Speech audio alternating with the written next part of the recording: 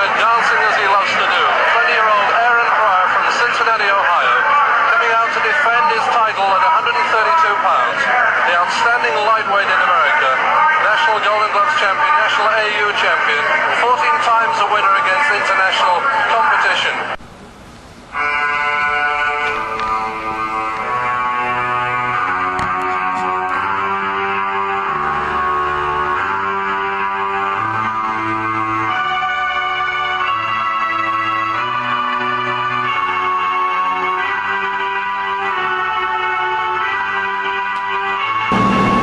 Nobody could have beaten Pryor. He's the best 140 pounder that ever did it. It was hog time. When Pryor fight, everybody went home to watch it. What time is it? What time is it? What time is it?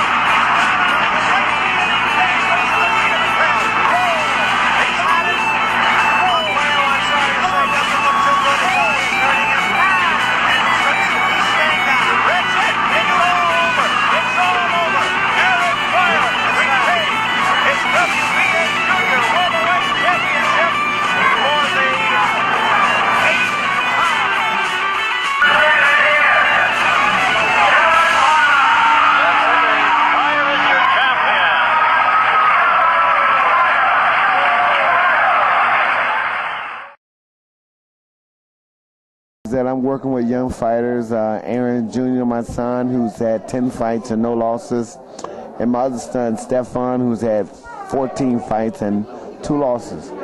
And I'm a Baptist preacher out of Cincinnati, Ohio.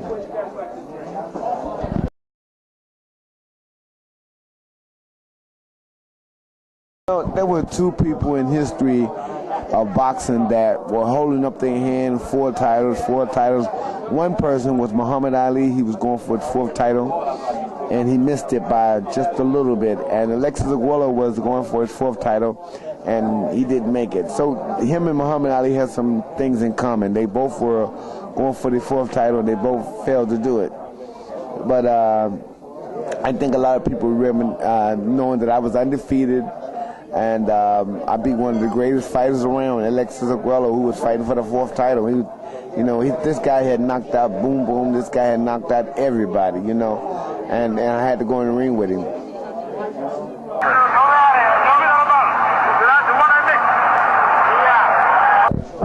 Well, look, we interviewed Panama.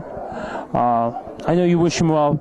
Right. One of the things he has said is, the big bottle issue, which has been such, been discussed for so long. What he said was, he put Perrier water and like regular water, and that's all it was. Now, can you confirm that night? I believe it was. I mean, I had 11 title fights, and Panama Lewis had worked with me through all my title fights, and I had no one ever said that there was anything illegal done. So, I really had a lot of confidence in him and trust him. He was a great trainer.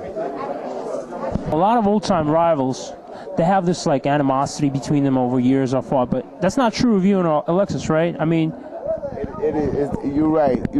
That's why I call Alexis Aguero a champion, a true champion. This man publicly said that you were better than me that night, and Tommy Hearns and Sugar Ray Leonard and Marvin Hagler don't talk to each other. Tommy Hearns and Ray Leonard really don't like each other. These guys carry this passion of hate in their hearts. Even Muhammad Ali and Joe Frazier, they won't even talk to each other. And I'm glad this guy Alexis is the class gentleman that I learned so much from. Well, look, your one loss came to Bobby Young, right? Now, is it true that Alexis came to you in the dressing room and asked you not to do it? Well, if he did, I don't remember, but I do know he's the type of guy that has a lot of concern for people that he's been in battle with. I mean, he was very concerned about Boom Boom, and I think he was a little concerned about me going in there because I know a lot of people know I wasn't ready to go in the ring yet. The greatest 140-pounder, man. That's an opinion of a lot of people. But one guy that's also been talked about a little bit and made a name for himself in that division was Kostya Tszyu, I watched Kostya Tszyu, and I had really made up my mind on how to see what kind of person he is. I mean, I had really made up my mind that I liked him, and I thought he was a good fighter. But to see him quit on the stool in that one fight with Ricky Hatton,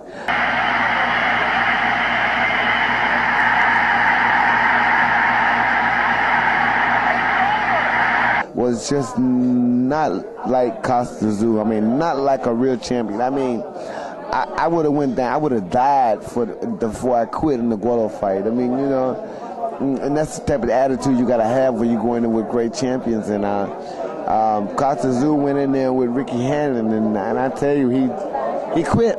And I can't never forgive him for that, because I would rather him to see him get knocked out and to say, hey, he did his best. He got knocked out, whatever, he did his best. And that's all we can ask of a person. And that night he didn't do his best. Well, look, the thing he said was it was about his family. But, I mean, can you really think about your family, like, if you're in the ring like that? No. I mean, when I fought Alexis Aguero, my wife decided she wanted a divorce while I was in training camp. The papers were sent to me in training camp, and I took the papers and I kept training because I had something to do. I had to beat Aguero and feel I could do with any other thing that goes on in life. And so I'm sure that he could have took the same road I took.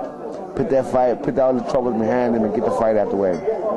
My father, he was a great champion, like one of the greatest fighters ever to be in the sport. And it can never be another Aaron Pryor. Well, Aaron Jr. he's tall because his granddaddy. He's 6'4", and he weighs 160 pounds. For the last 2 years, he's been living with Emmanuel Stewart in his basement. He showed everybody how dedicated he is by going up there and standing in training camp. And he's fighting next weekend in Las Vegas. I'm so proud of him. I just don't know what to say. I'm so proud of my son, Aaron Jr. And, of course, I have another son called Stefan, who's had 10, 3, and 2. He has a chance, and I'm just waiting like everybody else is, waiting to see what they do. You also have a website, right? I want you to give a little plug for that. Hey, all of my fans and friends who know that I'm still a Hawk could go to my website at hawktime.com, www.hawktime.com, and you can see what the Hawk doing in life. You know, me being a preacher, me being a Hall of Famer, me being a world champion, me being a top amateur boxer. I mean, you know, you put these things together on my website, you can see what I'm doing in my life today, because I'm a Baptist preacher, and, you know, if you got problems in your life with drugs or whatever, you know, I can help you. I can help you understand that there's somebody that is higher than me that can help you. So, you know, I do a lot of stuff like that. I'm just a very happy old man today. Thanks for your time, Aaron. We wish you the best. All right, man? Hawk time. Hawk time. It ain't Sugar Ray Leonard time. It ain't Smoking Joe Frazier time. It ain't Larry Holmes time. It's Hawk time. What time is it?